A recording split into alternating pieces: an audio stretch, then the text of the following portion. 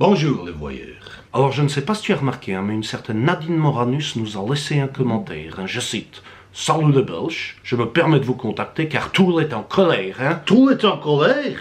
Tu m'en dirais tant. François Fillon de radicalisé là, l'amateur de costumes de luxe payé en liquide par de riches amis, s'entête et refuse de se désister. L'heure est grave et nous sommes pris en otage, Que faire? Salutations.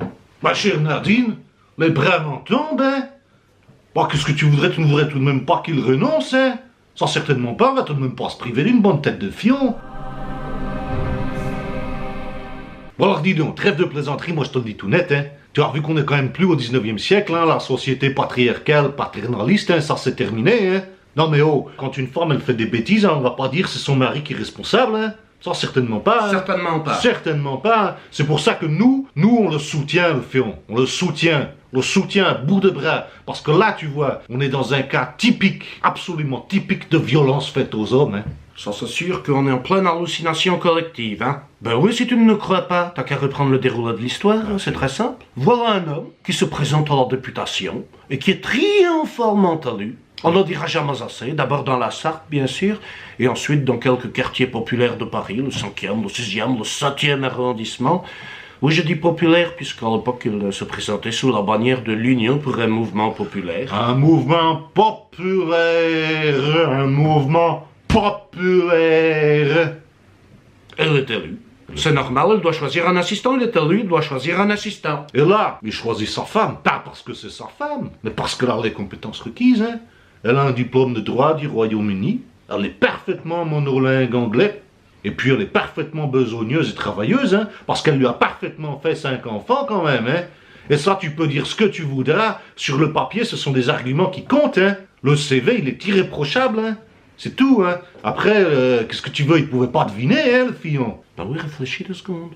La Pénélope, elle arrive, elle signe son CDI, et là, non. Elle a décidé de ne plus travailler.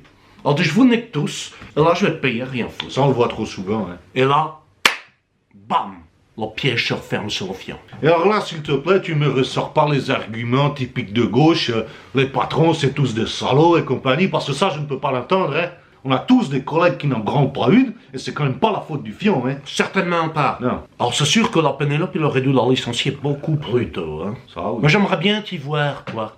C'est pas si facile de virer la mère de ses enfants, Et le fion, il a pas l'air comme ça. Mais c'est un être sensible, Ouais. Derrière ses gros sourcils, il y a un petit cœur qui bat.